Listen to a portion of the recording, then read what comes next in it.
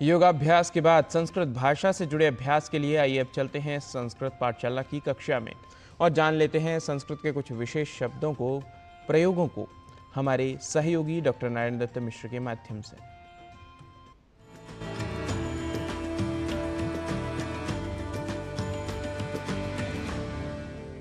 नमः सर्वेभ्यः संस्कृत पाठशाला प्रभागस्य दर्शकेभ्यः।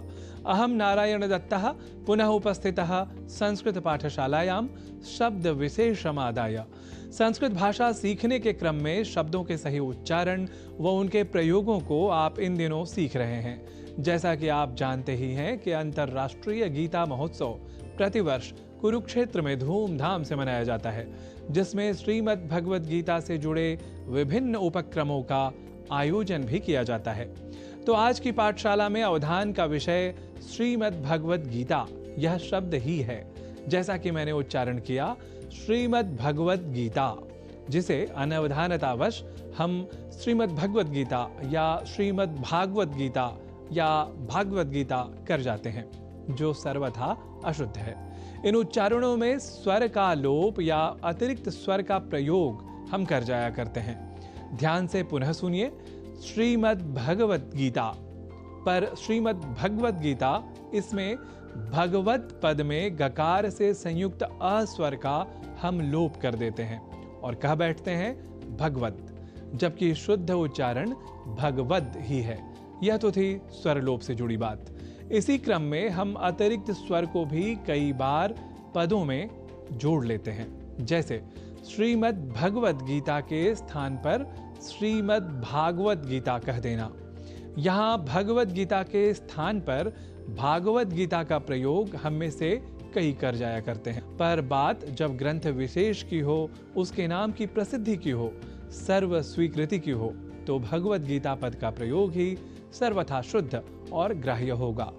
एक बात और कि भागवत कहते ही शुद्ध व बुद्ध जन विशेष पुराण का अर्थात श्रीमद् भागवत महापुराण का ही ग्रहण करेंगे। तो यह जानकारी भी आपको पाठशाला के माध्यम से दे दें कि श्रीमद् भगवत गीता महाभारत का अंश है, जबकि श्रीमद् भागवत अष्टादश पुराणों में अन्यतम है। यदि अर्थ की दृष्टि से देखा जाए तो श्रीमद् भगवत गीता का अर्थ है श्रीमता भगवता गीता, अर्थात भगवान के द्वारा गाई हुई। और यह तो आप सभी जानते ही हैं कि विश्व के श्रेष्ठ धनुर्धर अर्जुन के किंकर्तव्य विमूढ़ होने पर जीवन का यह अमूल्य ज्ञान श्री कृष्ण द्वारा रणभूमि में दिया गया था। यही ज्ञान रूपी अमूल्य निधि विश्व के बड़े से बड़े शैक्षणिक संस्थानों में अध्ययन व अध्यापन का विषय बना हुआ है। वैसे एक बात और भी आप जान लीजिए कि जैन दर्शन को अरहत या आरहत दर्शन भी कहते हैं। तो अरहत इस मूल शब्द से जिस प्रकार आरहत यह शब्द व्युत्पन्न होता है, या समाज से जैसे सामाज शब्द की निष्पत्ति होती है, वैसे ही भगवत से बनता है भागवत, या भगवत से बनता है भागवत, अर्थात भगवान का या भगवान से संबंधित या संबद्ध।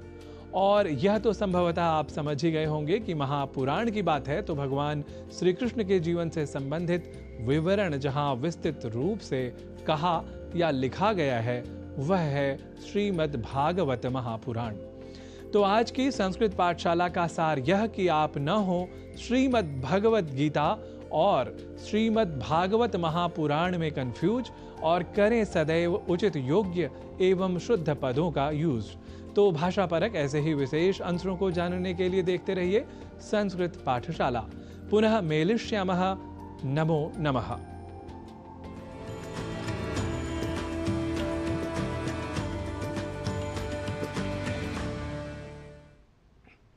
तो इसी के साथ कार्यक्रम में वृत्त प्रस्तुति श्रृंखला को यहीं देते हैं विराम। तब तक के लिए हमें दीजिए अनुमति। कल प्रातः पुनः इसी कार्यक्रम में होगी आप सबसे भेंट।